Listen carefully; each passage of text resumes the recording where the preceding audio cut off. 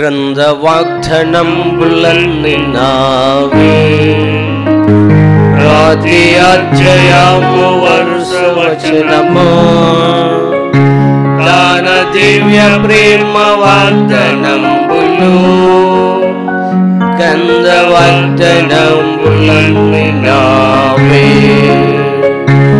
Every promise in the book is mine. Every chapter, every word, every line. All the blessings of His love divine. Every promise in the book is mine. Vinod brother.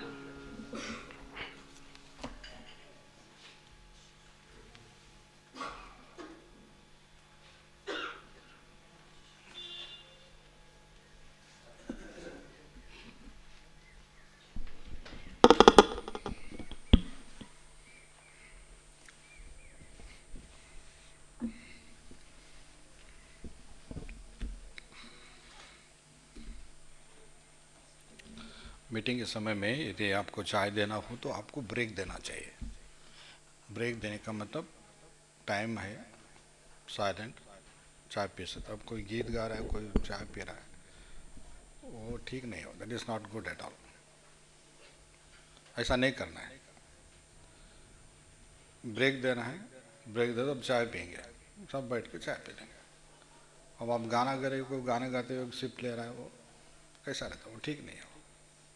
ऐसा नहीं करना है. वो पीने का खाने का अलग है वर्शिप का अलग है. वो दोनों को मिक्स नहीं करना है. समझ अच्छा रहता है. वो हम भी ऐसा करते हैं.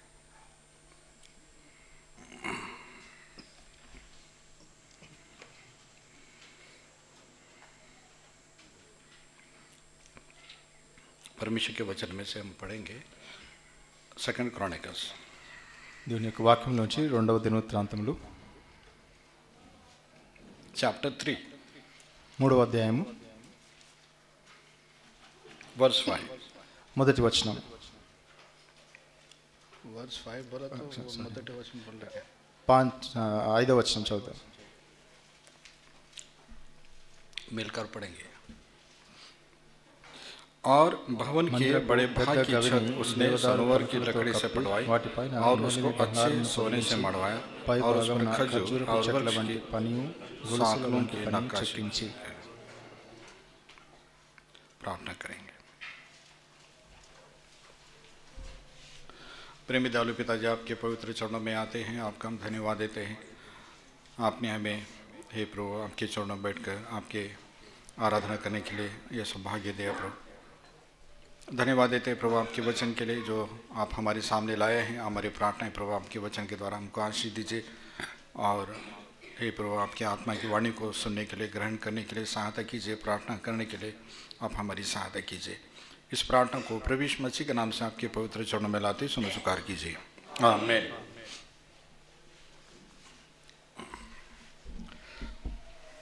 पुराने नियम में हम मूसा के समय में पवित्र स्थान के बारे में पढ़ते हैं. పాత నిబంధనలో మనము మోషే యొక్క సమయంలో పరిశుద్ధ నివాస స్థలం గురించి మనం చదువుతాం. परमेश्वर ने मूसा को सीनाई पर्वत के ऊपर दर्शन दिया था और उससे कहा था कि जो नमूना मैं तुमको बता रहा हूँ वैसे ही तुमको करना है. దేవుడు మోషేకు కొండ మీద దర్శనం ఇచ్చుంటున్నాడు. ఆ యొక్క దర్శనంలో నేను నీకు ఏ విధంగా చూపిస్తానో దాని విధంగానే నువ్వు కట్టాలి అని చెప్పినాడు. और उस पवित्र स्थान के बारे में एक एक चीज को परमेश्वर ने उसके नाप आकार उसके कलर हर चीज को प्रभु ने बताया. ఆ యొక్క పరిశుద్ధ స్థలం యొక్క ప్రతి విధమైనటువంటి ఆ యొక్క రూపమును దాని యొక్క కొలతలను సమస్తాన్ని దేవుడు మోషేకు అనుగ్రహించాడు. निर्गमन की पुस्तक के आखिरी अध्याय में हम पढ़ते ये बात मूसा ने परमेश्वर की आज्ञा के अनुसार किया. నిర్గమకాండంలో చివరి అధ్యాయంలో మనం చదువుతాము దేవుడు ఆజ్ఞాపించినదంతటిని మోషే చేసెను అని.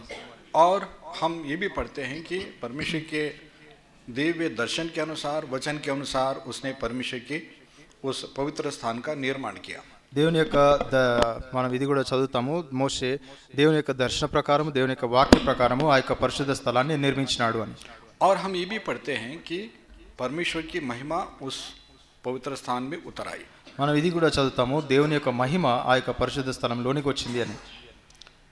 वो पवित्र स्थान आज की मंडली का वो छाया है. ఆ యొక్క పరిశుద్ధ స్థలము ఈ దినపు మందిరానికి ఒక నీడగా ఉంటున్నది. सोलोमन के समय में जो मंदिर बना गया, సొలొమోను సమయంలో ఒక మందిరం ఉండింది. और वो भी पुराने नियम में जो पवित्र स्थान है उसी का वो भी एक पैटर्न है. ఆ యొక్క పాత నిబంధనలో ఏ విధమైన మందిరం ఉండిందో దాని నమూనా ప్రకారమే అది కూడా చేయబడింది. बस इतना है कि मूसा के समय में बहुत सारी चीजें जो टेम्पररी चीजों से बनाई गई थी. దాంట్లో ఉన్నటువంటి వ్యత్యాసం ఇంతే, మోషే యొక్క సమయంలో ఆ యొక్క ప్రతి వస్తువు తాత్కాలికమైనటువంటి వస్తువులతోనే చేయబడింది. और सोलोमन के समय में जो चीजें बनाई गई वो मजबूत रीति से बनाई गई. సొలొమోను యొక్క సమయంలో ఆ యొక్క మందిరము ఎంతో స్థిరమైనటువంటిదిగా బలమైనదిగా కట్టబడింది. कुछ चीजों में समानता है, कुछ चीजों में समानता नहीं है. కొన్ని విషయాల్లో సమానంగా ఉంది, కొన్ని విషయాల్లో సమానంగా లేదు. और वो सुलेमान के समय में जो मंदिर बनाया गया वो आज की मंडली का वो छाया है. సొలొమోను సమయంలో కట్టబడినటువంటి మందిరము ఈ దినం ఉన్నటువంటి మందిరానికి ఒక నీడగా ఉంటున్నది. प्रभु की सेवा आप और मैं तब तक नहीं कर सकते हैं प्रभु की इच्छा के अनुसार जब तक हमें उसके मंदिर का दर्शन ना हो. దేవుని యొక్క సేవను మనము ఆయన యొక్క దర్శన ప్రకారం మనం ఎంతవరకు చేయలేమంటే, ఆయన యొక్క మందిరం యొక్క దర్శనాన్ని మనం ఎంతవరకు అర్థం చేసుకోలేము అంతవరకు మనం దేవుని యొక్క సేవను చేయలేము. मूसा सीनाई पर्वत के ऊपर 40 दिन 40 रात रहकर उसने उसको उस दर्शन को उसने पाया था. మోషే ఆ యొక్క కొండ మీద 40 దినములు 40 రాత్రులు ఉండి ఆ యొక్క దర్శనాన్ని పొందినాడు. और हम पढ़ते हैं कि प्रभु की मंडली के बारे में लिखा है कि वो परमेश्वर का भेद है, मिस्ट्री है. Church is the mystery of God. మనం చదువుతాము దేవుని యొక్క మందిరము దేవుని యొక్క మర్మమై ఉంటున్నది అని. कलीसिया जिसको एफिसियों 5 अध्याय में हम परमेश्वर का भेद बोलकर हम देखते हैं. సంఘమును కూడా మనం ఆ యొక్క దేవుని యొక్క మర్మము అని చదువుతాము ఎఫెసీ 5వ అధ్యాయంలో. मर्म जो शब्द है वो मतलब एक ऐसी बात है जो ऊपरी तौर से समझ में नहीं आती है. ఈ యొక్క మర్మము అనేటువంటిది పైన మనము అర్థం చేసుకోలేము, उसको बहुत गहराई से हमको समझना पड़ता है. దాన్ని ఎంతో లోతుగా మనం అర్థం చేసుకోవాలి. और वही परमेश्वर के मंदिर का दर्शन पाने के लिए हम जो प्रभु के दास लोग हैं प्रभु के चरणों में बैठ करके उसको देखना है. ఆ యొక్క మందిరం యొక్క దర్శనాన్ని పొందేదాని కొరకై మనము దేవుని సన్నిధిలో అయోగ్యమైనటువంటి మనము దేవుని దాసనముగా ఆయన సన్నిధిలో ఉండి దాన్ని పొందాలి. प्रभु का दास पौल तीमुथियुस को लिखता है कि परमेश्वर का घर जो जीवित परमेश्वर की कलीसिया है उसमें तुझे कैसे बर्ताव करना चाहिए उसको सीखना है बोलकर बोलता है. దేవుని ఇంటిలో జీవముగల దేవుని సంఘములో ఏ విధంగా జనులు ప్రవర్తించవలను అది నువ్వు నేర్చుకొనవలను అని అపోస్తలుడు పౌలు రాస్తా ఉంటాడు తిమోతికి. जानलो नहीं, तुमको सीखना है. నీవు నేర్చుకోవాలి. हाँ, उसको हम पढ़ते हैं परमेश्वर के वचन में चैप्टर 3 फर्स्ट तिमोथी चैप्टर 3 మొదటి తిమోతి 3వ అధ్యాయము वर्स 15 15వ వచనము. पढ़ो. ఆయనను నేను ఆలస్యము చేసిన యెడల దేవుని మందిరములో అనగా జీవముగల దేవుని సంఘములో జనులు ఎలాగూ ప్రవర్తించవలెనో అది నీకు తెలియవలనని ఈ సంగతులను నీకు రాయిచున్నాను. अच्छा अच्छा. ఆ సంఘము సత్యమునకు స్తంభమును ఆధారమునై ఉన్నది. हाँ, हिंदी में हम पढ़ते हैं यदि मेरे आने में देर हो तो जान ले कि परमेश्वर का घर जो जीवती परमेश्वर की कलीसिया है जो सत्य का खंभा और नींव है उसमें कैसा बर्ताव करना चाहिए. तो मतलब यह है कि जो कलीसिया परमेश्वर का घर है उसमें कैसे हमको रहना है, कैसे वहां पर बर्ताव करना है वो हमको सीखना है, समझना है.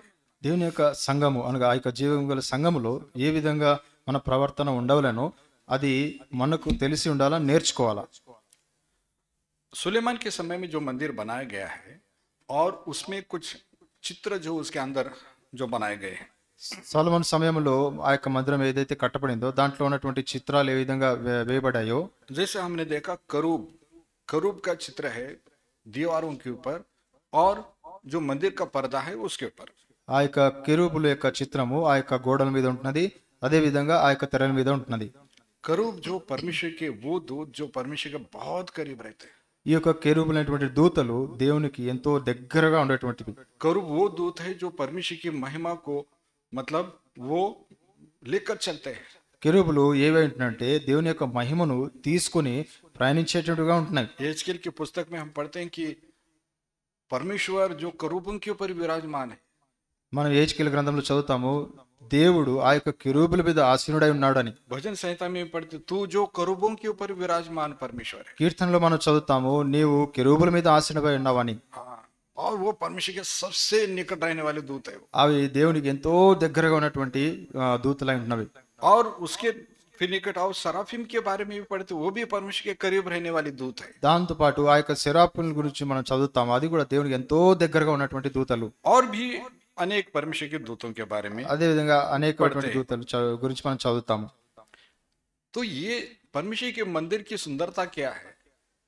परमेश्वर के मंदिर की सुंदरता, परमेश्वर के दूत, मंदिर में जाने के बाद क्या दिखाई देता है? परमेश्वर के दूत दिखाई देते हैं। దేవుని యొక్క మందిరం యొక్క సుందరత్వము అందము ఎక్కడ వస్తుందంటే దేవుని యొక్క దూతలను బట్టి. లోపలికి వెళ్తే దేవుని యొక్క దూతలే మనకు ఎక్కడ చూసినా और वे కనపడతాయి. दूत जो परमेश्वर की आराधना करते हैं। ఆ యొక్క దూతలు దేవుణ్ణి ఆరాధించే వారుగా ఉన్నారు. मंडली की सुंदरता क्या है? మందిరం యొక్క అందం ఏమైంటున్నది? मंडली की सुंदरता आराधना करने वाले लोग। దేవుణ్ణి ఆరాధించేటువంటి ప్రజలే దేవుని యొక్క సుందరత. और जब हम परमेश्वर के, हम जो प्रभु के दास लोग हैं, हम लोग परमेश्वर की प्रजा को परमेश्वर की आराधना करने के लिए हम उभारते हैं। దేవుని యొక్క ప్రజలు దేవుని యొక్క మందిరంలోనికి దేవుని ఆరాధించడానికి వస్తారు. और वचन पढ़ते जब लोग परमेश्वर की आराधना करते हैं तो मतलब ये है कि परमेश्वर के लिए वे लोग खुशी का कारण, संतुष्टि का कारण बनते हैं। దేవుణ్ణి ఆ యొక్క సంతృప్తి పరిచేవారుగా, దేవుని ఆనందపరిచే వారికి వారు కారణమై ఉంటున్నారు. याजक लोग परमेश्वर की वेदी पर सुखदायक सुगंध देने वाला अर्पण करते हैं। యాజకులు దేవునికి ఎంతో सुगंधित ఆ యొక్క సుగంధ ద్రవ్యాలను ఆయనగా చెల్లించే వారుగా ఉన్నారు. जो बलिदान चढ़ाते हैं उसके लिए लिखा हुआ सुखदायक सुगंध देने वाला बलिदान है। ఆయనకు ఎంతో ఇంపైనటువంటి సువాసన గల ఆ యొక్క సుగంధ ద్రవ్యాలను చెల్లించే मतलब వారుగా ఉన్నారు. बलिदान चढ़ाता है तो परमेश्वर कहता जैसे बहुत अच्छा फील करते हैं हम लोग। कभी कभी खाना किचन में बनते रहता है लेकिन हमको बाहर बैठे हुए भूख लगने लगती है। మనం ఆ యొక్క కిచెన్ లో వంట చేసేటప్పుడు మనకు బయట కూర్చొని మనకు ఎంతో ఆ యొక్క సువాసనను బట్టి ఎంతో ఆకలి అవుతుంది. हाँ, और ये जो पवित्र याजक जो है वो लिखा है कि जो आराधना करते, जो बलिदान करते हैं, एक तरह से वो परमेश्वर को क्या चढ़ा रहे हैं? वो पवित्र भोजन दे रहे हो। దేవునికి ఈ యొక్క యాజకులు కూడా ఆ యొక్క ఆరాధించడం అంటే, ఆ యొక్క బలి అర్పించడం అంటే దేవునికి భోజనం ఇచ్చినట్లుగా ఉంటున్నది. हाँ, और वो ऐसा भोजन हो जो परमेश्वर को आनंदित कर सके। అది ఏ విధమైన భోజనంగా ఉండాలంటే దేవుని ఆనందపరిచే భోజనంగా ఉండాలి. एक संदर्भ को पढ़ेंगे, ఒక సందర్భాన్ని చదువుతాము. लेविटिकस चैप्टर 21 లేవీల కాండము 21వ అధ్యాయం वर्स 6। 6వ వచనము. Leviticus chapter 21 verse 6।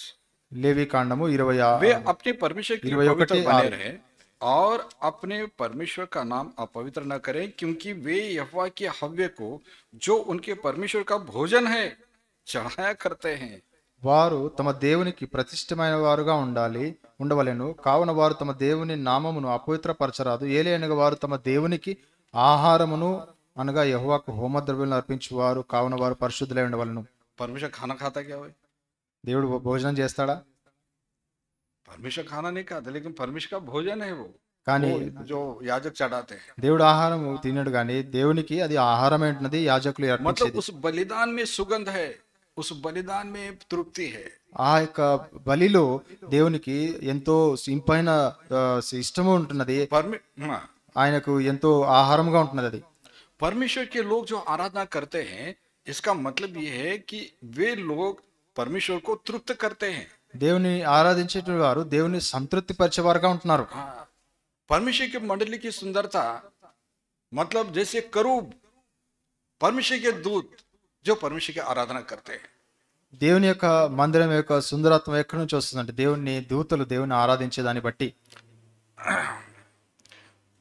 हम बहुत बार जब मंडली में जो लोग आते हैं, हम केवल गिनती करते हैं कि कितने लोग मंदिर में आते हैं।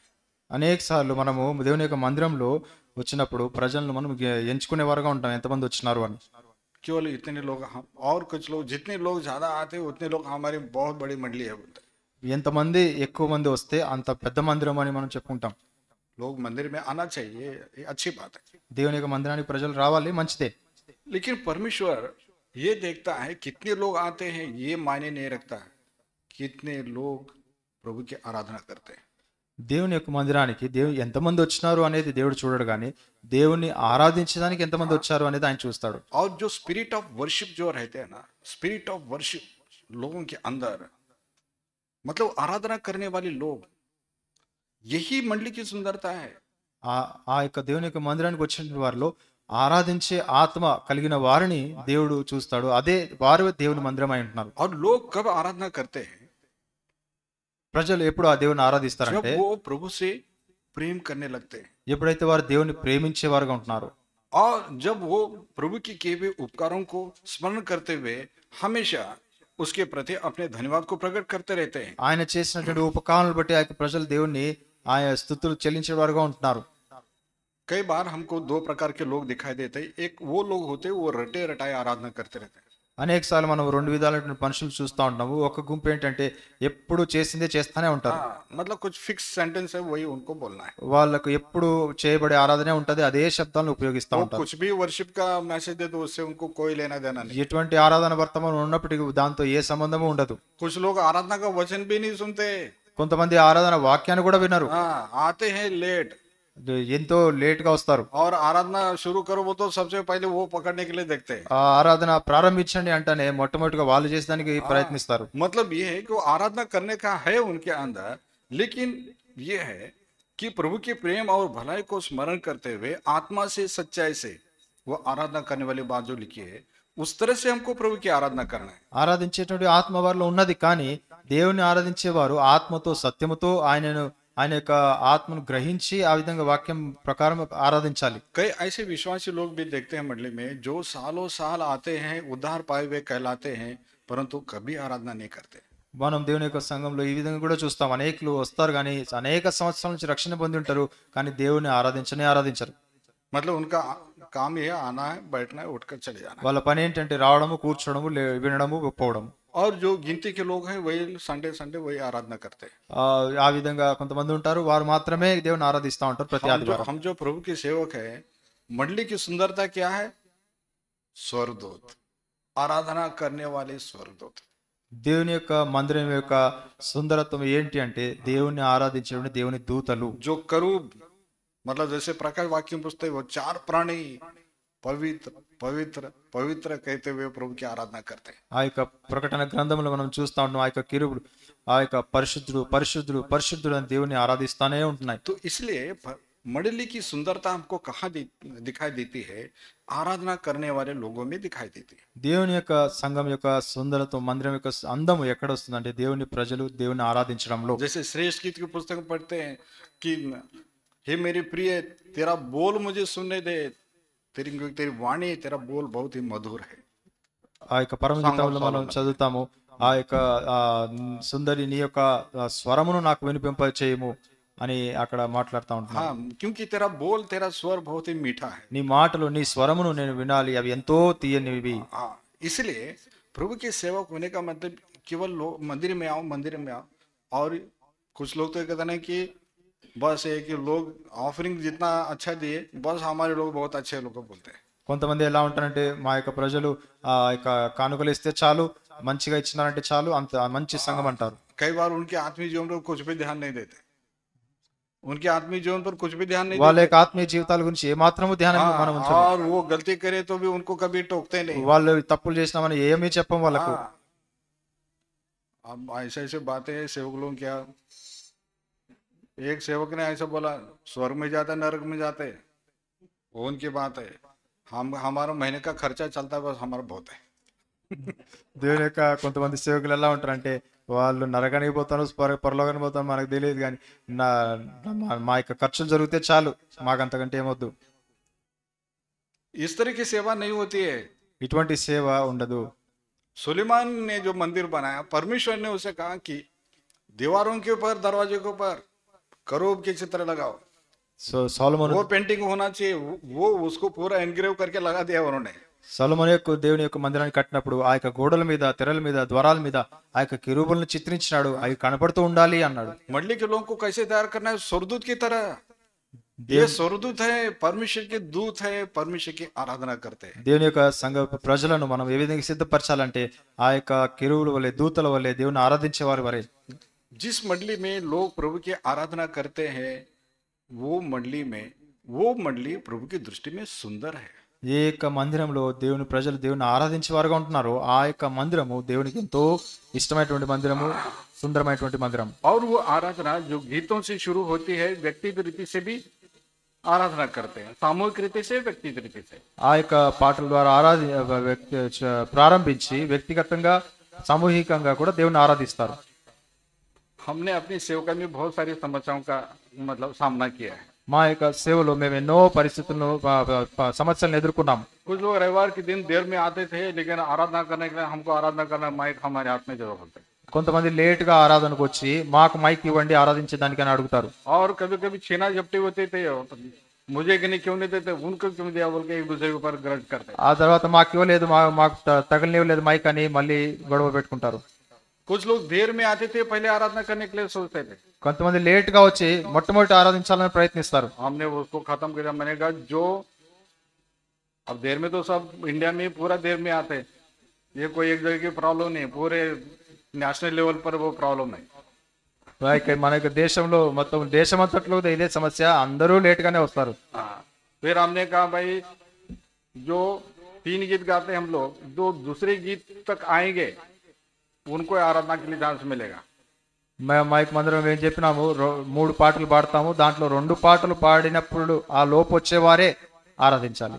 और जो लेट आते थे उनको मालूम है कि भाई हमारा नंबर तो गया, जो लेट आएंगे दूसरी गीत के बाद उनका नंबर गया, वो तो कर ही नहीं सकते। ఆ 2 పాటల తర్వాత వచ్చే వాళ్ళకు అవకాశం ఉండదు, వాళ్ళు చేసేదానికి ఉండదు. और ये प्रैक्टिस 1 साल तक रखा हमने। ఈ అభ్యాసము సంవత్సరం రోజులు మేము చేసినాం. और उससे बाद फिर अब नेक्स्ट ईयर में 2025 में जो पहले सॉन्ग में आएंगे वही लोग आराधना करेंगे। 2025లో మొదటి పాటకు వచ్చే వాళ్ళే ఆరాధించాలి. अभी नए साल में स्टार्ट होगा, फर्स्ट सॉन्ग तक जो आएंगे वही लोग आराधना करेंगे, बाकी के नहीं करेंगे। ఈ యొక్క క్రొత్త సంవత్సరంలో మొదటి పాటకు వచ్చే వాళ్ళు మాత్రమే ఆరాధించాలి. अब लोगों के अंदर ऐसा डर बढ़ गया, अरे भैया जल्दी जाना है। कुछ लोग तो इतना रिस्क में गाड़ी चला कर आ रहे हैं कि कहीं पहला गाना खत्म ना हो जाए। ఆ విధంగా దీన్ని బట్టి ప్రజలు తొందరగా వెళ్ళాలని మరి ఎంతో వాళ్ళ యొక్క బండ్లు కూడా ఎంతో వేగంగా ప్రయాణిస్తూ వస్తూ ఉంటున్నారు. और नेक्स्ट ईयर के लिए हमने ठहराया जो फर्स्ट प्रेयर में आएंगी केवल उन्हीं को आराधना के लिए चांस मिले। ఆ యొక్క వచ్చే సంవత్సరానికి మేము అనుకున్నాము, ప్రారంభ ప్రార్థనలో ఎవరు వస్తారో వాళ్ళు మాత్రమే దేవుని ఆరాధిస్తారు. मतलब ये है कि लोगों के ऊपर हमको डिसिप्लिन भी सिखाना है और प्रभु के वचन के अनुसार और प्रभु से प्रेम करते हुए प्रभु की आराधना करने के लिए सिखाना है। మనం దేవుని యొక్క సంఘంలో దేవుని యొక్క ప్రజలకు ఆ యొక్క క్రమశిక్షణ కూడా నేర్పించాలి, దేవుని ఆరాధించడానికి కూడా నేర్పించాలి, దాంట్లో ఎదిగేదానికి నేర్పించాలి. हम सेवकों के ऊपर बहुत बड़ी जिम्मेदारी है। जैसे मंडली को हम मोल्ड करना चाहे, जैसे अगुवाई करते वैसे मंडली बन जाती। మన సేవకుల మీద ఎంతో భారం ఉంటున్నది, ఏ విధంగా మనం సంఘాన్ని తిప్పుతామో ఆ విధంగా వారు తిరుగుతారు.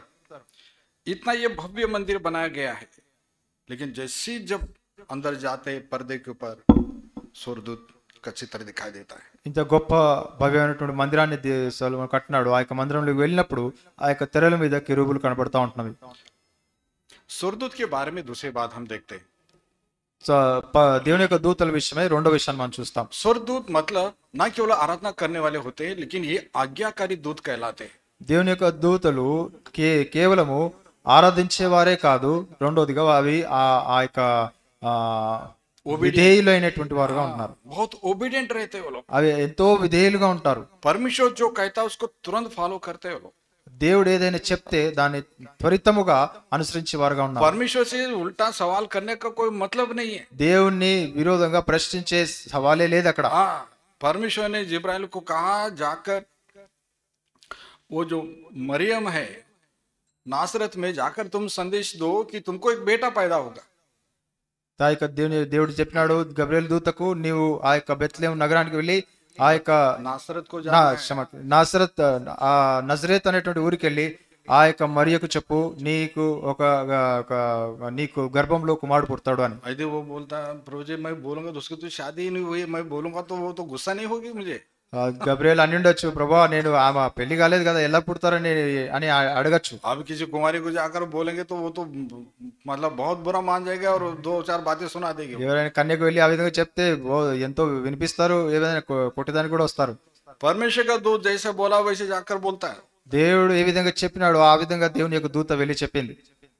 अब बोलते ये कैसा, मुझे पता नहीं, परमेश्वर ने भेजा है, परमेश्वर ने बोला तुमको बताने के लिए, मैं बता रहा हूँ, बस कहता हूँ।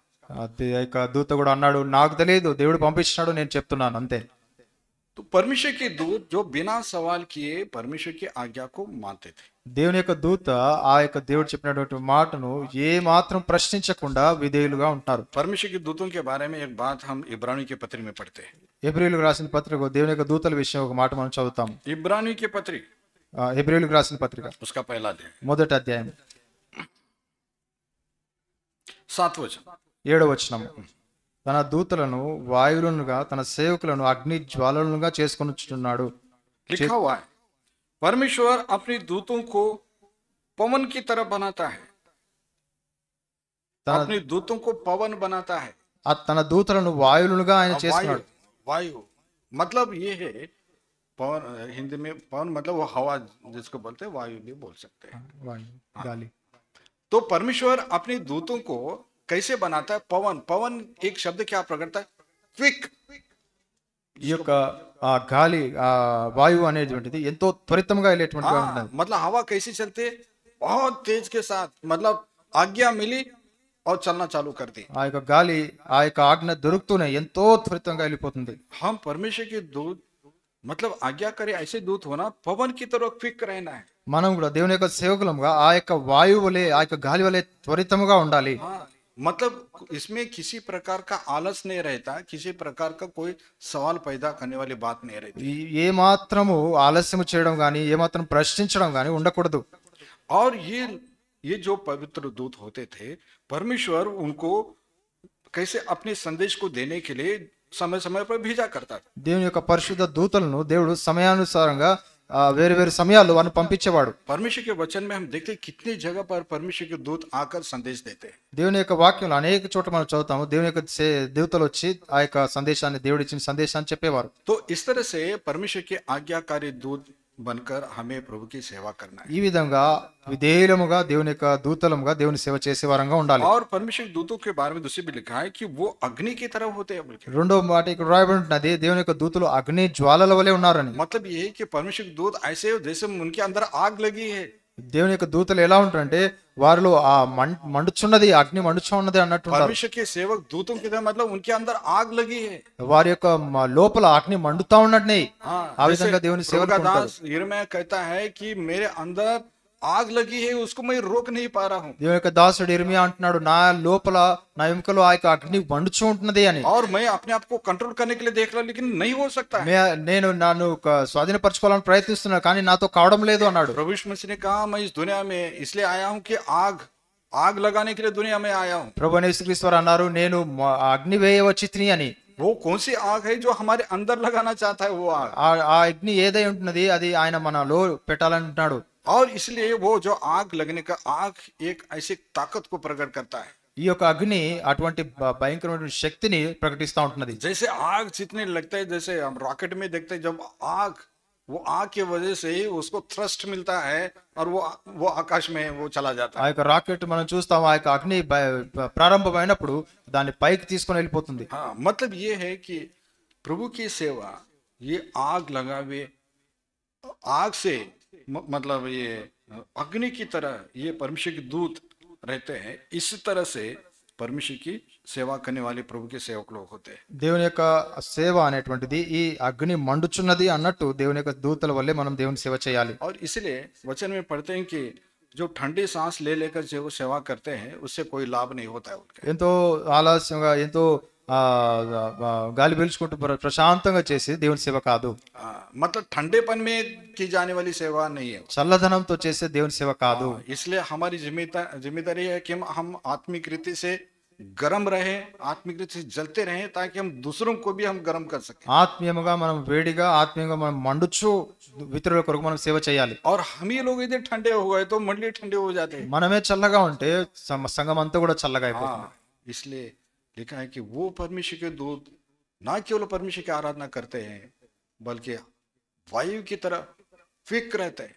దేవుని యొక్క దూతలు కేవలం దేవుని ఆరాధించేవారే కాదు కానీ ఆ యొక్క ఆ గాలి ఆ వాయువు వలె ఎంతో త్వరితముగా ఉండేవారు. बहुत ही तेजी के साथ वो दौड़ते हैं ఎంతో త్వరితముగా వారు పరిగెత్తి దేవుని సేవ చేసేవారు. और आग से मतलब भरे हुए, अग्नि से भरे हुए रहते हैं ఆ విధంగా అగ్నితో నింపబడి ఉంటున్నారు. और दूसरे मतलब दूसरी जगह पर दूसरों के अंदर वो परमेश्वर के सामर्थ को उंडेल देते हैं। ఇంకో చోట రాబడినది ఆ యొక్క ఇతరుల్లో వారు దేవుని యొక్క శక్తిని నింపేటువంటి వారుగా ఉన్నారు. प्रिय भाई बहनों, जो उद्धार का जो जीवन है वो ऐसा रहता है कि वो जैसे मानो आग लग जाती, एक के अंदर आग लगी तो दूसरे अंदर वो चली जाती है। రక్షణ జీవితం అనేటువంటి ఏ విధంగా ఉంటుందంటే ఒకరిలో ఉన్నటువంటి మంట ఇంకొకరికి ఆ యొక్క అగ్ని ప్రవేశించినట్లుగా ఉంటుంది. और उसको कोई कंट्रोल नहीं कर सकता है। దాన్ని ఎవరు ఆపలేరు.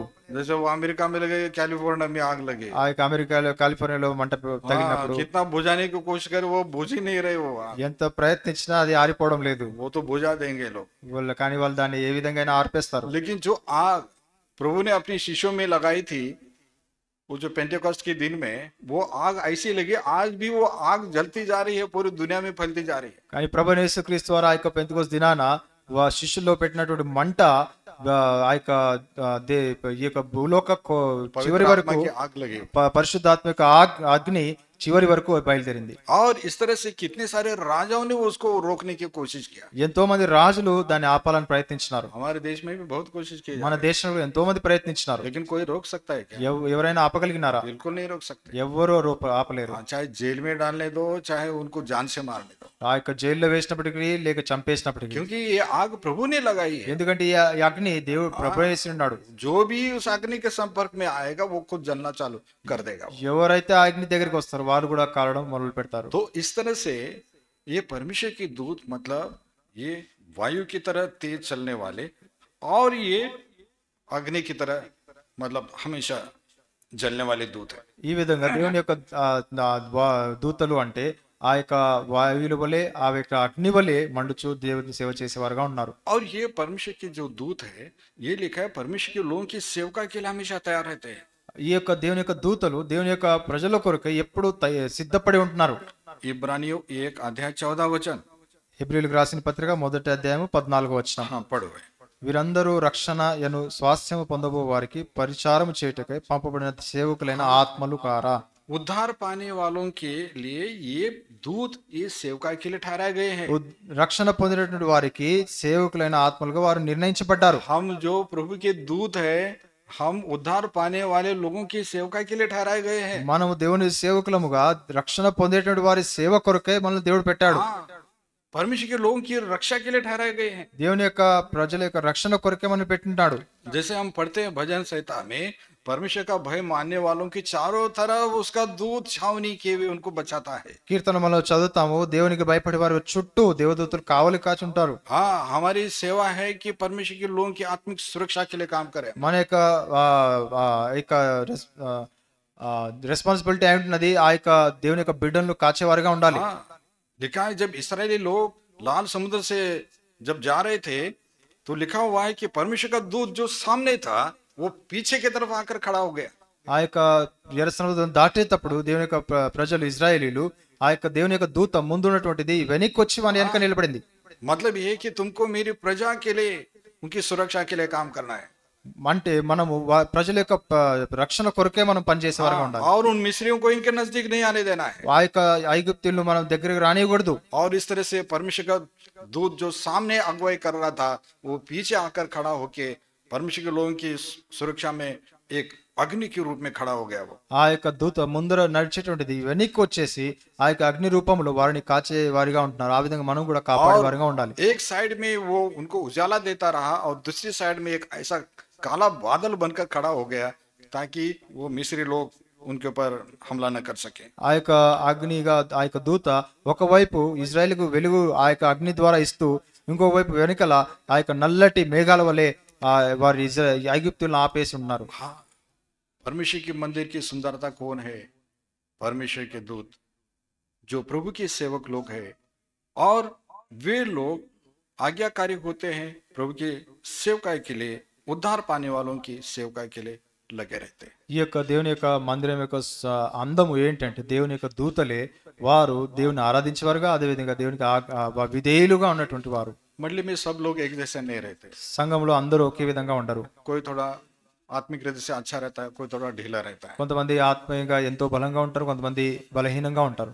लेकिन हमको सबकी सेवा करना है। కానీ మనం అందరికీ సేవ చేయాలి. हाँ, प्रभु यीशु मसीह ने ये जानते हुए भी यहूदा इस्करियोत मुझे पकड़वाने वाला है तो भी उसके पैर धोए।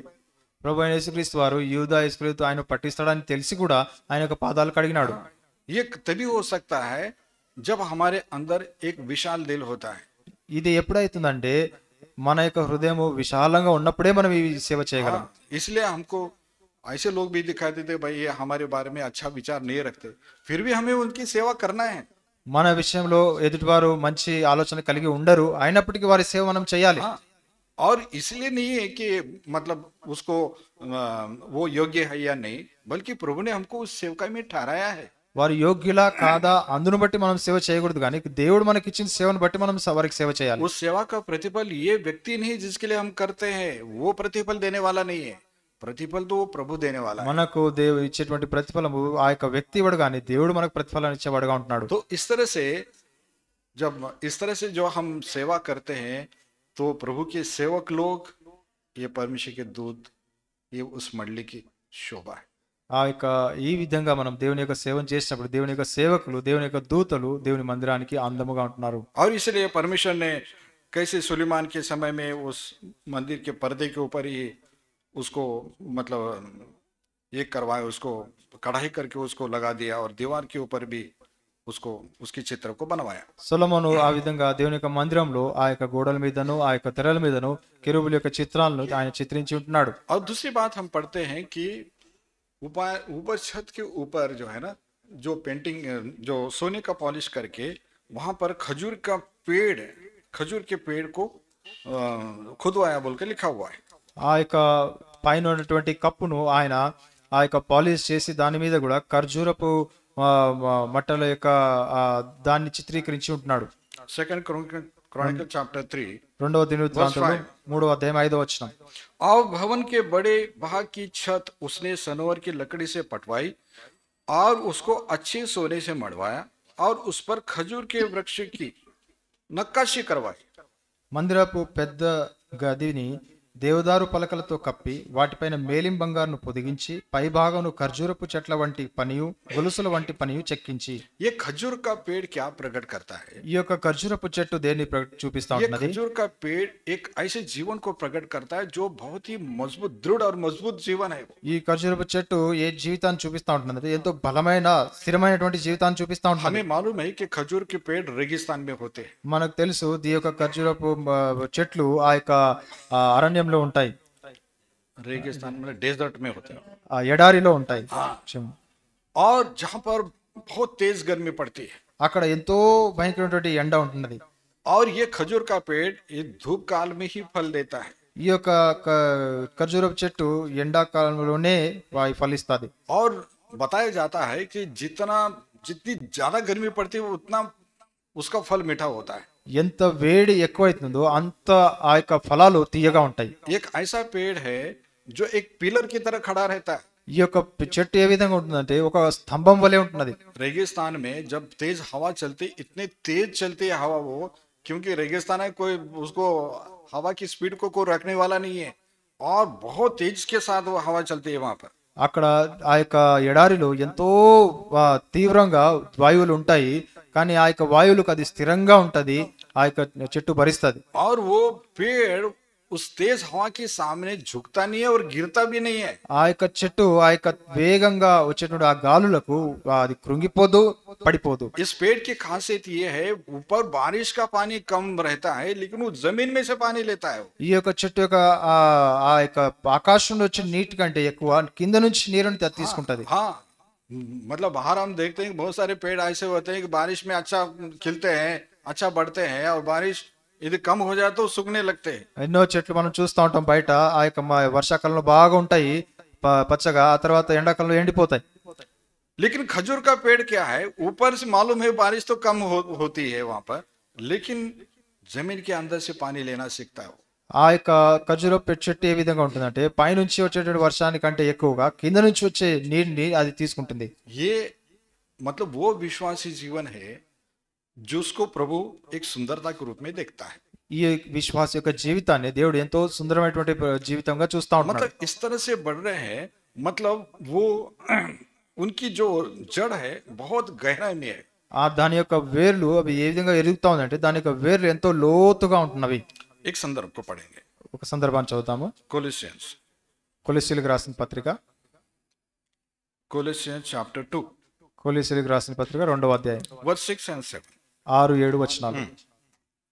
और जैसे तुमने मसीह यीशु को प्रभु करके ग्रहण किया लिया है, वैसे ही उसी में चलते रहो, उसी में जड़ पकड़ते और बढ़ते जाओ, और जैसे तुम सिखाए गए वैसे विश्वास में दृढ़ होते जाओ और अत्यंत धन्यवाद करते रहो. కావున మీరు ప్రభువైన యేసుక్రీస్తును అంగీకరించిన విధముగా ఆయన యందు వేరు పారిన వారై ఇంటి వలె కట్టబడచ్చు, మీరు నేర్చుకున్న ప్రకారముగా విశ్వాసమందు స్థిరపరచు, కృతజ్ఞతాస్తుతులు చెల్లించేంటి యందు విస్తరించుచు ఆయన యందు నడుచుకునుడి. इसलिए यहाँ पर लिखा है जड़ पकड़ते जाओ और बढ़ते जाओ.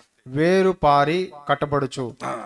मतलब पेड़ जैसे ऊपर बढ़ता है वैसे वो जमीन के अंदर बढ़ता है, ఆ యొక్క చెట్టు ఏ విధంగా పైకి ఎదుగుతుందో లోపలికి కూడా అది ఎదుగుతూ వెళ్తుంది.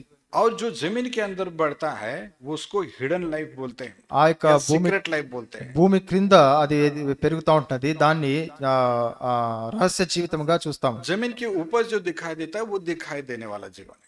పైన కనేటువంటిది భూమికి పైగా కనబడే జీవితాన్ని కనబడే జీవితం जब అంటారు. तक हिडन लाइफ स्ट्रांग नहीं होगी तो हम जो दिखाई देने वाला भौतिक जीवन है वो कभी भी मजबूत नहीं रहता. కనబడని మన రహస్య జీవితము మరి బలవంతంగా ఉండనప్పుడు పైన ఉండేటువంటిది కూడా బలవంతంగా ఉండదు. हम जो प्रभु के दास लोग हैं, हमें हर एक विश्वासी के ऊपर इस बात पर ध्यान देना है कि इसकी जड़ जो है वो आत्मिक रीति से वो गहराई में जाना चाहिए. మనం దేవుని యొక్క సేవకులంగా ప్రతి ఒక్క విశ్వాస యొక్క ఆత్మీయ జీవితము రహస్య జీవితము ఆ యొక్క వేరు పారిందా లేదా అని మనం చూడాలి. ये सुपरफिशियल लाइफ जो है ना ऊपर ऊपर सब मतलब कोई जड़ नहीं है, कुछ नहीं है. और ऐसे ये जो भावनात्मक इमोशनल लोग होते हैं वो कभी भी परिस्थिति में नहीं टिकते. ఈ యొక్క పైన పైన కనబడేటువంటి వారు లోపలికి వేరు తన్ననేటువంటి వారు ఆ యొక్క పరిస్థితుల్లో నిలబడరు. हमें प्रभु के लोगों को इस तरह से तैयार करना है कि कोई किस तरह की प्रतिकूल परिस्थिति आए और कोई भी विपरीत परिस्थिति आए तो कैसे प्रभु में उनको स्थिर मजबूत रहना है. ప్రతికూలమైనటువంటి పరిస్థితులు వచ్చినప్పుడు ఏ విధంగా నిలబడాలో, ఏ విధంగా ఎదుర్కోవాలో అది మనము దేవుని యొక్క బిడ్డలకు నేర్పించాలి. इसलिए लोगों को प्रभु में बढ़ने के लिए उनकी अगुवाई करना है. అందుకే మనము ప్రజలను దేవునిలో ప్రభువులో ఎదిగే వారుగా మనం సిద్ధపరచాలి. हाँ, मतलब वो खुद मतलब जैसे ये पेड़ जो है ना बाहरी पानी के ऊपर उतना डिपेंड नहीं है जितना खुद पानी लेता है. ఆ యొక్క చెట్టు ఆ యొక్క బయట నుంచి వచ్చే నీరు మీద ఆధారపడి లేదు, కానీ కింద నుంచి వచ్చే నీరును తనే తీసుకొని అది ఎదుగుతూ ఉంటున్నది.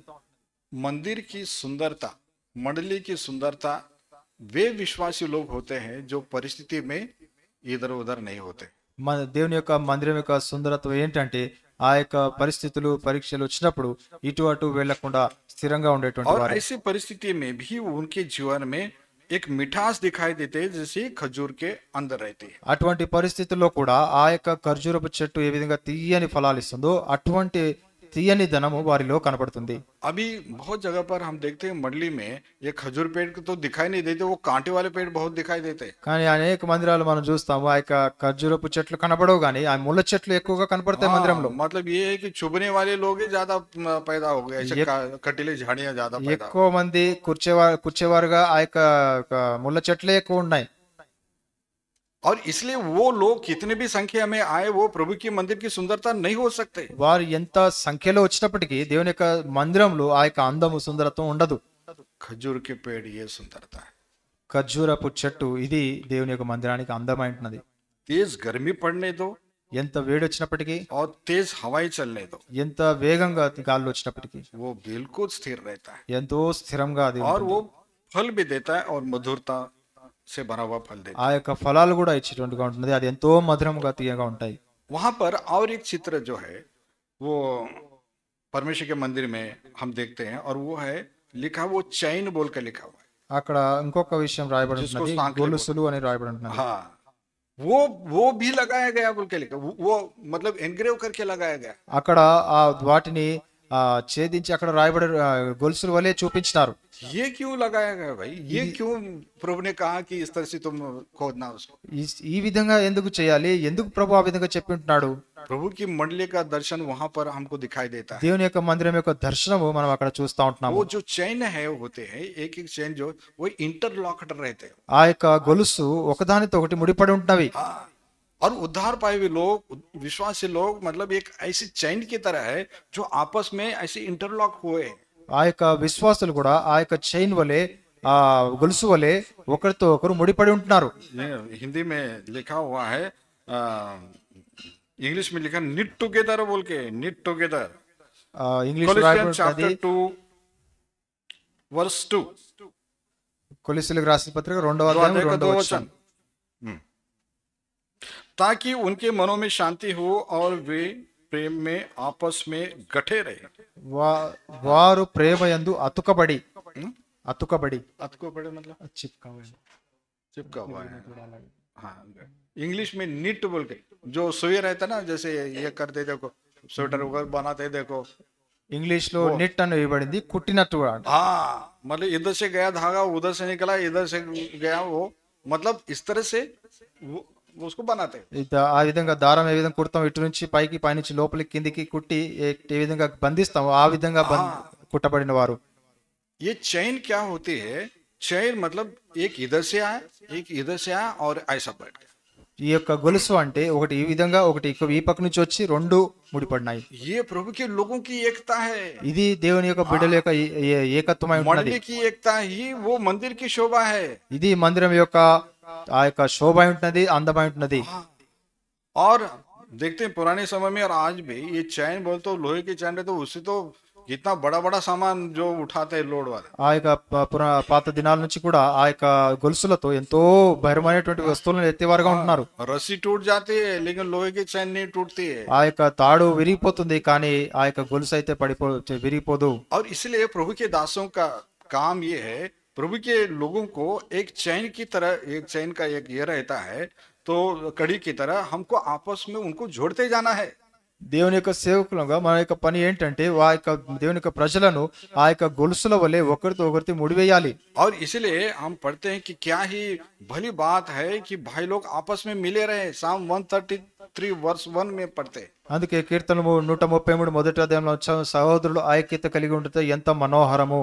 प्रभु यीशु मसीह ने अपनी मंडली के लिए, एकता के लिए యోనా 17 अध्याय में कितने बार उन्होंने प्रार्थना किया है। ప్రభువైన యేసుక్రీస్తు వారు శిష్యుల యొక్క ఏకత్వం కొరకై ఎన్నో సార్లు యోహాను 17వ అధ్యాయంలో ఆయన ప్రార్థించాడు. शैतान मंडली की एकता को भंग करने में लगा रहता है। సాతాను మన యొక్క ఏకత్వాన్ని భంగం చేసేదానికి ఎంతో ప్రయత్నిస్తా ఉంటాడు. लोगों के दिलों को एक दूसरे से दूर करने में लगा रहता है। ఒకరిని దూరంగా చేసేదానికి, వారి హృదయాలను దూరంగా చేసేదానికి ఎంతో ప్రయత్నిస్తాడు. उस समय जब हम जो प्रभु के दास दासी आए, हमारा कर्तव्य है कि प्रभु के लोगों के दिलों को जोड़ते जाए हम लोग। ఆ సమయంలో దేవుని యొక్క దాసులకు మనం ఏం చేయాలంటే వారి యొక్క హృదయాలను ఒకరితో ఒకరితో కలపాలి. हाँ, पति पत्नी के बीच में मतभेद है तो उनके दिलों को जोड़ना है। భార్యాభర్తల మధ్యలో విభేదాలు ఉంటే వారిద్దరిని కలపాలి. हाँ, भाई बहनों में कोई किस तरह का मतलब विरोध है तो उसमें उनको जोड़ना है। సహోదర సహోదరులలో విభేదాలు ఉంటే వారిద్దరిని కలపాలి. हाँ, क्योंकि वो एकता ही चैन की तरह उनको एक कड़ी में दूसरी कड़ी डालना, ये जो काम है ये प्रभु के दासों को करना है।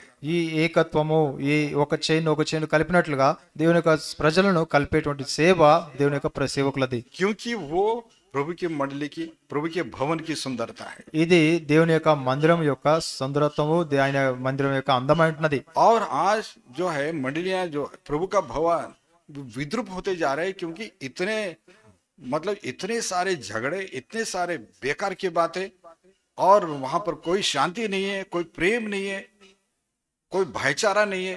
ऐसी स्थिति हो गई, पूरा विद्रूप हो गया वो। దేవుని యొక్క మందిరము ఎంతో ఎంతో భయంకరంగా మారిపోయింది. ఎందుకంటే ఆ యొక్క మందిరంలో శాంతి, సమాధానము, ప్రేమ అవి కనపడడం లేదు. अब ये चीजें यदि गायब हो जाए तो वो मंडली में, मतलब उस भवन में सुंदरता कहां से रहेगी? ఇవి మాయమైపోయినప్పుడు ఆ యొక్క మందిరానికి సుందరత్వం అనేది కనబడదు. और इसलिए जब परमेश्वर के मंदिर में वो आत्मिकता खत्म हो जाती है तो परमेश्वर की महिमा वहां से चली जाती है. దేవుని యొక్క మందిరంలో ఈ యొక్క ఆత్మీయత వెళ్ళిపోయినప్పుడు ఆ యొక్క దేవుని యొక్క మహిమ అక్కడి నుంచి వెళ్ళిపోతుంది. इसलिए यरूशलेम का मंदिर परमेश्वर ने त्याग दिया।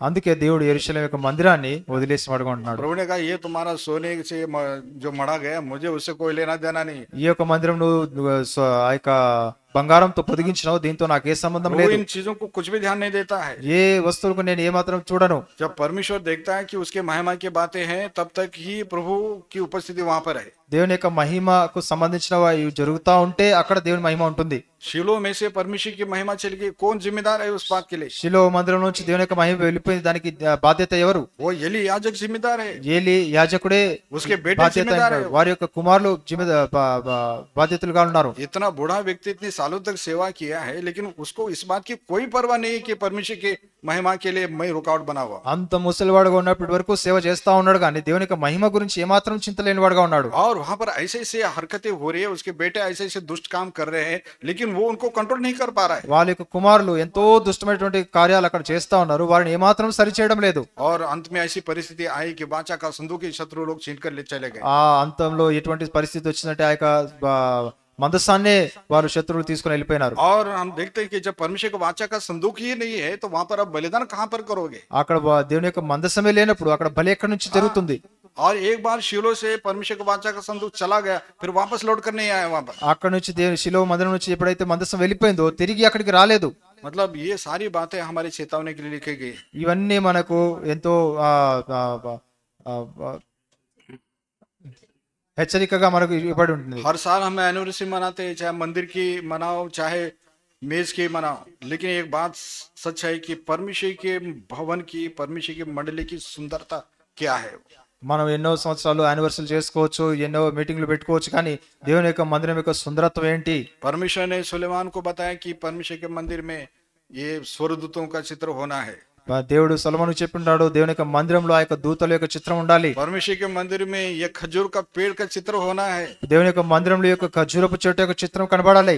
परमेश्वर के मंदिर में ये जो चैन का चित्र होना है। దేవుని యొక్క మందిరంలో ఈ యొక్క గొలుసు యొక్క చిత్రం కనబడాలి. अब वो कैसे लगाते थे वो पता नहीं, ऐसा ऐसा लगाते थे, कैसा लगाते नहीं मालूम, लेकिन वो लगाते थे। కానీ వారు ఏ విధంగా పెట్టినారు మనకు తెలియదు, కానీ వాళ్ళైతే పెట్టినారు. और चैन कैसे बनते हैं? ఆ యొక్క చైన్ ఏ విధంగా చేస్తారు? चैन को ऐसा एक स्टेट को उसको घुमाया जाता है। ఆ చక్కగా ఉన్నటువంటి దాన్ని తిప్పుతారు వాళ్ళు. हाँ, और वो सी बनना है, सी बनने के बाद भी जीरो भी बनना है। అది సి వలే అయిన తర్వాత మళ్ళీ జీరోగా సున్నాగా చేయాలి. मतलब एक स्टेट का जो आई जैसा रहता है उसको झुकाना, मोड़ना और फिर झुकाना, फिर जीरो बनना है और फिर तब वो अंदर हो जाता है। ఆ చక్కగా ఉన్నటువంటి ఆ యొక్క ఇనుమును వాళ్ళు వంచిన తర్వాత మళ్ళీ దాన్ని చుట్టూ గుండ్రంగా చేసి శూన్యంగా దాన్ని చేయాలి. हाँ, जब तक हम हम्बल नहीं बनते तब तक हम मतलब मुड़ते नहीं है। ఎంతవరకు అయితే మనం తగ్గించుకోమో మనం ఏమాత్రం తిరగము. कुछ लोग मंदिर में आते हैं लेकिन बहुत आकट रहते हैं उनके अंदर। కొంతమంది మందిరంలోకి వస్తారు కానీ ఎంతో గట్టిగా ఉంటారు. हाँ, और दुनिया का जो पोजीशन लेकर वो इधर मंदिर में आते हैं। వారు లోక సంబంధమైనటువంటి అధికారులను చూసుకొని వస్తారు. ठीक है भाई, तुम बड़े अधिकारी हो, अच्छी बात है, लेकिन मंदिर में तो तुमको झुकना पड़ेगा प्रभु के सामने। నువ్వు లోకంలో ఎంతో పెద్ద అధికారి ఉండొచ్చు, కానీ దేవుని యొక్క మందిరంలో నువ్వు తగ్గించుకోవాలి, వంగాలి. मतलब उस तरह की जो शान शौकत इधर दिखाने की जरूरत नहीं है। అక్కడ చూపించిన మహిమను ఇక్కడ చూపించిన అవసరం లేదు. प्रभु के दासों को भी ये गलती कभी नहीं करना है कि कोई बड़ा अधिकारी पैसे वाला है तो उसको सिर पर बिठा लो। దేవుని యొక్క సేవకులు కూడా ఎవరో పెద్ద అధికారి అని డబ్బులు ఉన్నోళ్ళని వాళ్ళు తల మీదకి ఎక్కించుకోకూడదు. ऐसा करेंगे तो वो चैन में बैठेगा नहीं, वो ఆ విధంగా చేస్తామంటే వాళ్ళు చైన్ లో ఆ యొక్క గొలుసులో కూర్చోరు, क्योंकि वो मुड़ेगा नहीं, वो వాళ్ళు తిరగరు. यदि मुड़ेगा नहीं, जब तक वो सी बनकर फिर बाद में जीरो नहीं बनेगा तब तक वो चैन में एक कड़ी की तरह कैसे जुड़ेगा? అది తిరగనంత వరకు, అది శూన్యముగా కానంత వరకు ఏ విధంగా ఆ యొక్క గొలుసు వేరే గొలుసుతో కలుస్తుంది?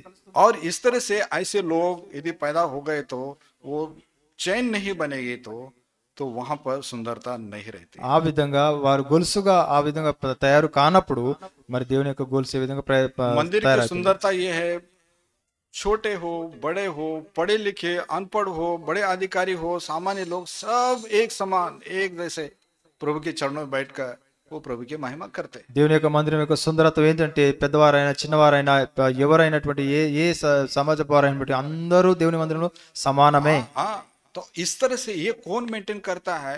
प्रभु के सेवकों को मेंटेन करना है। ఇది ఎవరు పాటించేవారుగా ఉంటున్నారు, ఎవరు పాలించేవారుగా ఉన్నారంటే దేవుని యొక్క సేవకులే. और यदि पक्षपात की ये गरीब है उसको नीचे और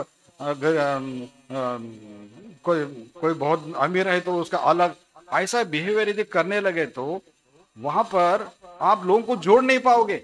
ఒకవేళ పేదవాడిని అని తక్కువగా చూసి ధనికులని ఎక్కువగా చూస్తే మనం అక్కడ దేవుని యొక్క ఆ యొక్క ప్రణాళికలను నెరవేర్చలేము. और प्रभु के लोगों का काम ही है जोड़ने का। మనం దేవుని యొక్క సేవకుల పని ఏంటంటే వారిని కలిపేది. लोगों को परमेश्वर से जोड़ना है, దేవునితో వారిని కలపాలి. लोगों को आपस में जोड़ना है, ప్రజలను వారి వారి మధ్యలో వారిని కలపాలి. पति पत्नी को आपस में जोड़ना है, భార్య భర్తలను వాళ్ళిద్దరిని కలపాలి. भाई भाइयों को आपस में जोड़ना है। సహోదరు సహోదరులను వాళ్ళని కలపాలి. कुछ लोग जोड़ने का छोड़कर तोड़ने का चालू कर देते हैं, కొంతమంది కలిపేది పోనిచ్చి విరిచేవారుగా విభేదించేవారుగా ఉంటున్నారు. और अनजाने में सेवक लोग भी ऐसा करने लगते हैं। కానీ తెలియక సేవకులు కూడా ఆ విధంగా చేసేవారుగా ఉన్నారు. और किसी के बारे में, किसी विश्वासी भाई के बारे में इसके सामने और उसके बारे में किसी दूसरे के सामने। కొంతమంది సేవకులు ఈ విశ్వాస దగ్గర ఒక మాట, ఆయన గురించి ఇంకొక వేరే విశ్వాస దగ్గర ఆయన మాటలు. कभी भी जब विश्वास के सामने बात करते वो बहुत, हम सेवक लोगों को बहुत सावधानी से बात करना है। విశ్వాసం దగ్గర మనం మాట్లాడేటప్పుడు ఎంతో జాగ్రత్తగా మాట్లాడాలి. हाँ, नहीं तो वो क्या करते हैं, हमारी बात को लेकर फौरन उनके दूसरों के पास आउट करते हो। మనం చెప్పే మాటలు తీసుకుని వెళ్ళి వేరే వాళ్ళకి పెళ్లి చెప్తారు ఎంతో త్వరగా. और वो जो सुनता आ रहे सेवक ने हमारे बारे में ऐसे बात किया बोलते वो मुंह फुलाकर बैठ जाता वो। వారు మన యొక్క మాటలు ఇదిగో విని సేవకుడు ఎట్లా అన్నాడా అని వారు మళ్ళీ మొగ మూడ్చుకొని కూర్చుంటారు. इसलिए हमारा काम नहीं किसी के जांचने का और लोगों को देखकर मतलब किसके सामने क्या बात करना है, किसके सामने नहीं करना है, वो हमको इतनी अकल रहना है। మనకు ఈ విధంగా ఈ జ్ఞానం కలిగి ఉండాలా, ఎవరితో ఏం మాట్లాడాలి, ఎంత మాట్లాడాలి, ఎక్కడ మాట్లాడాలి అనేది. नहीं तो मतलब ये है कि हमारी ही बातें प्रभु की मंडली में फूट डालने का कारण बनती है। లేదంటే మన మాటలే దేవుని యొక్క మందిరంలో ఆ యొక్క విభజన చేసేటువంటి వారిగా పరిస్థితులు అవుతాయి. यदि हम खुद ही चैन तोड़ने लगे तो फिर वहां पर एकता कहां से रह सकती है? మనమే గొలుసును విడగొట్టే వారిగా ఉంటే మరి దేవుని యొక్క మందిరం ఏ విధంగా కట్టబడుతుంది? हाँ, इसलिए किसी के सामने बात करे तो थोड़ा देखो, ये मतलब बात तो जो सुन रहा है लेकिन कहीं मेरी बात ऐसे ले जाकर फैला दे तो फिर संकट पैदा हो जाएगा, बोल पहले हमको समझ में आना है। అందుకే మన జీవితంలో మనం ధ్యానం కలిగి ఉండాలి. నేను మాట్లాడే మాటలు వేరే వాళ్ళకి చెప్తే ఏమైతుంది అని ఆలోచించి మాట్లాడాలి. प्रभु के ध्यान से, प्रभु की सेवका में 35 साल के अनुभव में मैंने जहाँ पर भी सेवा की है, मंडली में एक शांति को और एकता को बनाए रखने के लिए प्रभु ने मुझे बहुत अच्छा अनुग्रह दिया। దేవుని యొక్క సంఘంలో నేను సేవ చేస్తూ 30 సంవత్సరాలుగా వారి యొక్క మధ్యలో శాంతిని వారిని కలపడానికే ఎక్కువ ప్రయాసపడిన వారిగా దేవుడు నన్ను ఉపయోగించుకున్నాడు. దేవునికి हमेशा हमने इस बात को ध्यान रखिए, कोई भी एक विश्वासी भाई हो या बहन हो, वो कौन चुगली लगाने वाला वो हमने पहले पढ़ लिया उसको। దేవుని యొక్క సంఘంలో ఎవరైతే ఆ యొక్క విభేదాలు పుట్టించేవారు, ఇక్కడ అక్కడ చెప్పేవారు, వారిని ముందే మేము ఎరిగినాము. कौन है मंडली में जो चुगली लगाने वाले लोग हैं, पहले उनको पहचान लेना है। ఆ యొక్క ఇక్కడ మాటలు అక్కడ చెప్పేవారిని వారందరినీ మేము ముందే మనం ఎరిగి ఉండాలి. और उनसे उनको आपने पहचान लिया तो मंडली की आधी समस्या वैसे हल हो जाती। వారిని ఎరిగినామంటే మనం దేవుని యొక్క మందిరంలో ఉండేటువంటి సమస్యలకు సగం సమస్యను అక్కడే మనం తీర్చినట్లయితే. ऐसे लोग बहुत डेंजर होते हैं और वही लोग जो मंडली के लोगों में फूट डालने का काम करते हैं। వీళ్ళు ఎంతో భయంకరంగా ఉంటారు. వీరు దేవుని యొక్క మందిరంలో ఆ యొక్క విభజనలకు కారణమై ఉంటున్నారు. प्रभु का दास पौल भी उनके बारे में वचन में बताता है। దేవుని యొక్క దాసు పౌలు కూడా వారి గురించి దేవుని యొక్క వాక్యంలో చెప్తా ఉంటున్నారు. फूट डालने वाले लोगों को परखो बोलकर बोलता है, ఆ యొక్క విభజించే వారిని గురించి జాగ్రత్తగా వారిని పరీక్షించు. क्योंकि हमें मंडली में एकता को बनाए रखना है। ఎందుకంటే మనం దేవుని యొక్క మందిరంలో ఏకత్వాన్ని మరి ఎప్పటికీ చూసుకుంటా ఉండాలి. एक एक कड़ी जोड़ते जाना है और चैन को बनाते जाना है। ఒక్కొక్కరిని సరి చేస్తూ వారిని కలుపుతూ మనం పెంచుకుంటూ పోవాలి. क्योंकि मंडली की सुंदरता ये है, जैसे हे यहोवा तेरे निवास क्या ही सुंदर है, जहां पर एकता है वहां पर सुंदरता है।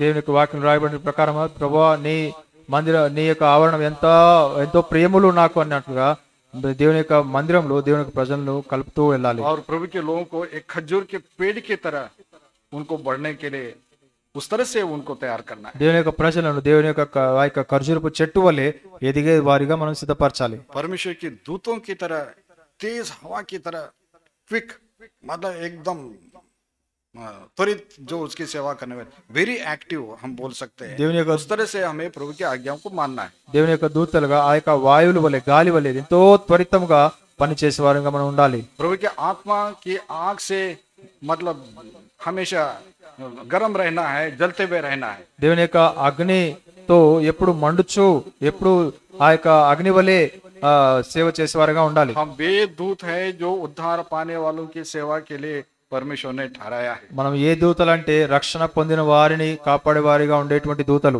और हमें सबकी सेवा करना है बिना पक्षपात किए। మనం అందరి సేవ చేయాలి ఏ మాత్రం పక్షపాతం లేకుండా. आपको मालूम है ये यहूदा इस्करियोती, फिर भी उसके पैर हमको धोना पड़ेगा। మనకు తెలుసు ఈయన యోధా ఇస్కరియోతు ఆయన అతని పాదాలు మనం కడగాలి. वो हमको प्रतिफल देने वाला नहीं है, प्रतिफल देने वाला हमारा। ఆయన మనకు ప్రతిఫలం ఇవ్వడు కానీ దేవుడు మనకు ప్రతిఫలం ఇస్తాడు. तो इस तरह से जब हम सेवा करेंगे और मंडली के लोगों को इस तरह से तैयार करेंगे, रियली वो मंडली है जहाँ पर प्रभु की सुंदरता दिखाई देती है। ఎప్పుడైతే మనం ఈ విధంగా ప్రజలను సిద్ధపరిచి దేవుని వారిని ఎదుగుతూ కలుపుతూ ముందుకు తీసుకొని వెళ్తామో అక్కడ దేవుని యొక్క ప్రభు యొక్క సుందరత్వం ఆ యొక్క సంఘంలో కనబడుతుంది. मंडली में जो भी होता है, जो भी कमियां होती, जो भी आते, उसके लिए परमेश्वर अपने दूतों को मंडली के लोगों जो सेवा करने वालों को जिम्मेदार ठहराता है।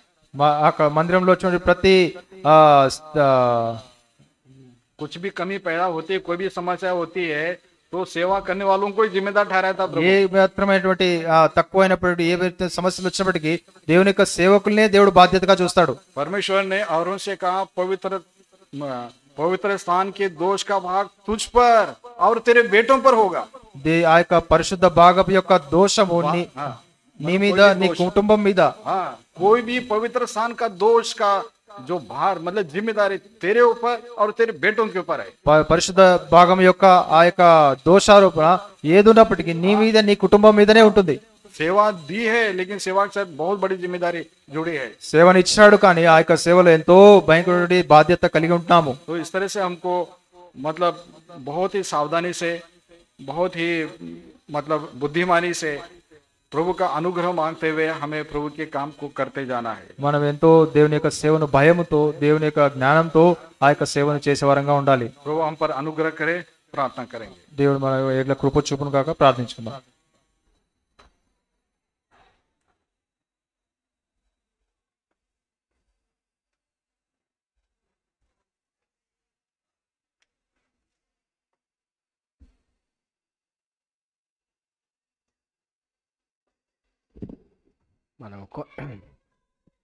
మనం కొంతసేపు ప్రార్థనలో ఉందాం.